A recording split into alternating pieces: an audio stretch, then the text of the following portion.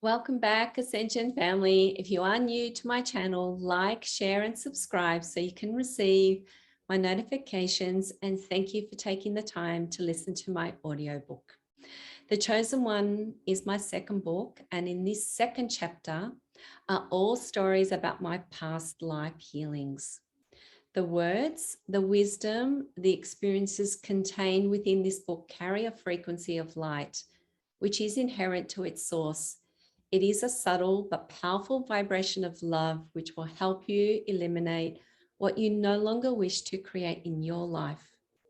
It does not matter from where you've come. These elements are merely the exterior dynamics of a much higher, richer, wiser being who is really you. This story is titled Magic versus Love, which was channeled in 2012. Here we go.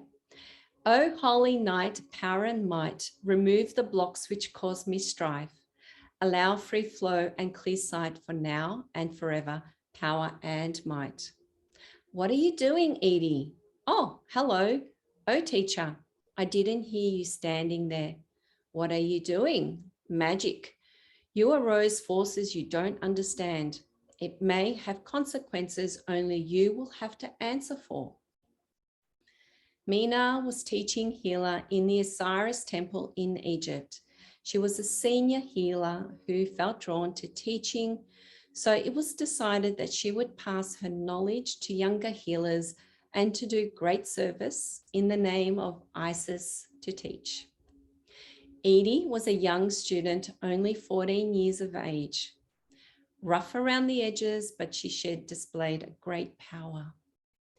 The issue with Edie was that she needed guidance and nurturing to utilize this great power from her heart, not her mind, which would enhance her magic from other dimensions and the earth.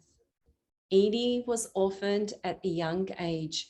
She was bitter and angry over her parents being killed in an unfortunate accident whilst working at one of the pyramid sites. Both of her parents were crushed by falling boulders. She would seek understanding and peace through her pain by reaching out to the gods. However, she still had many unanswered questions about life and our existence. She was impatient and quick to give up when she couldn't understand or complete a task. Somehow, she believed that she was being punished in this life, and that's why her parents were taken from her. Through this heavy belief, she had a burdened and sad heart. Mina felt sorry for Edie and offered a lot of guidance and exercised a great deal of patience toward her. Mina did not agree with the use of magic and invocations of energies to influence a particular outcome. Rather, she believed in clearing and supporting the concept of what is meant to be. She agreed that whilst sometimes a seemingly good result presents, there is often a backlash when the placement of energies has been manipulated.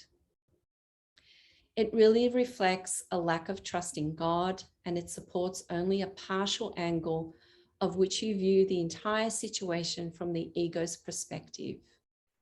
Whereas if all of your energy is channeled from source and you work only from the heart, it is channeled and directed from the highest perspective, and only the ultimate outcome for all involved will manifest.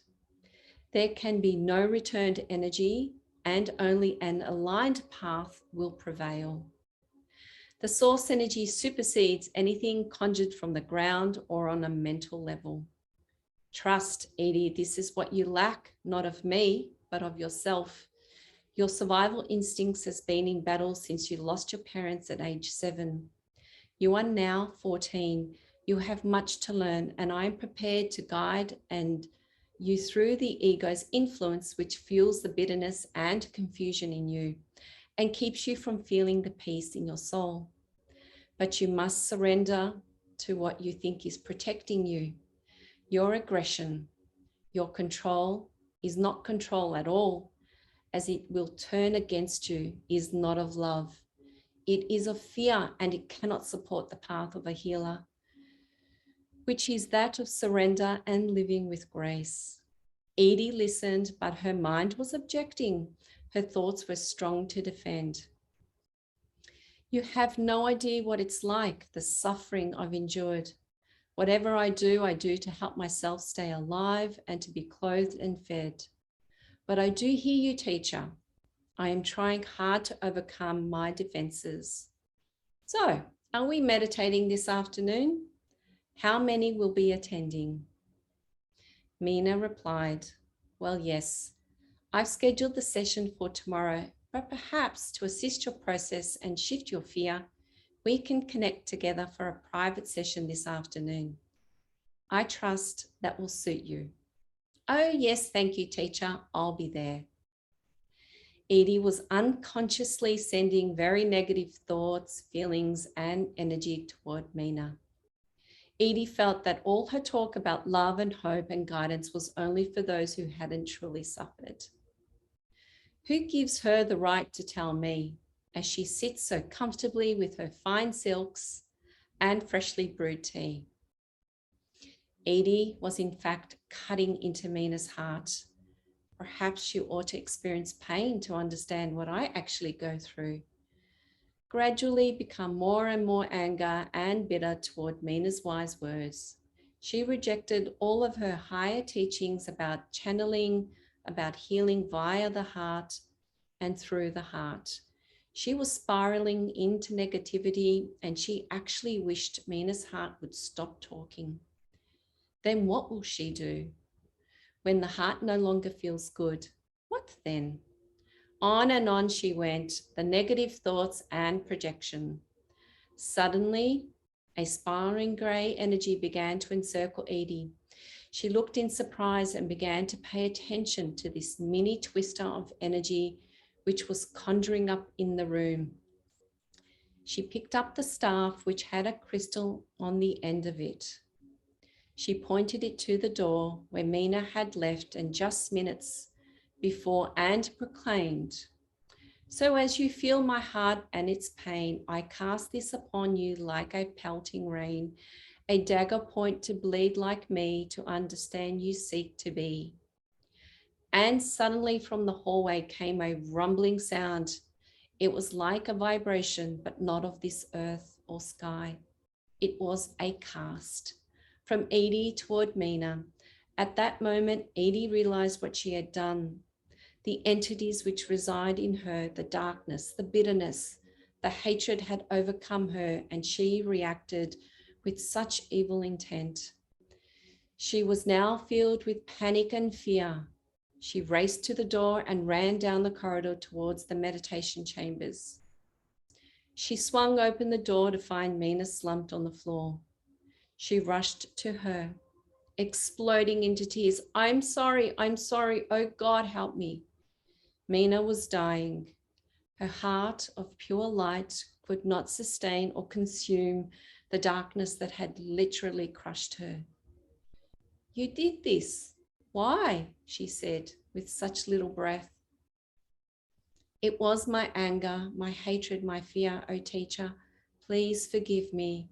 I have learned. I am so sorry. I forgive you, Edie. It is not I whom you need to fear. In reality, it is yourself and your own regrets, your unhealed issues, and your refusing to acknowledge the lessons. These may plague you the rest of your life. I told you, it is all consequential. Blessings, child. And with one last breath, Mina died in Edie's arms. Edie was never punished by law. It was made official on the death certificate that Mina died of natural causes, heart attack. But Edie knew the truth. She could not live with what she had done and decided to end her young life, plunging to her death from a cliff into the sea. She hoped that she may find her parents and certainly Edie to beg for further forgiveness, both of which loved, accepted, and forgave her. It was Edie who couldn't forgive herself, and that is all. Thank you once again for spending some time with me and listening to this beautiful story that was channeled in 2012. In the description below are all links to my services and products. Take the opportunity to subscribe to my newsletter and to also receive a free anxiety meditation. Stay tuned for more up and coming stories, and we're almost at the end of chapter 2. So there's a few more stories to go before we move into genetic healing. So I'm really excited for this beautiful journey so far. So thank you again. Until our next story. God bless.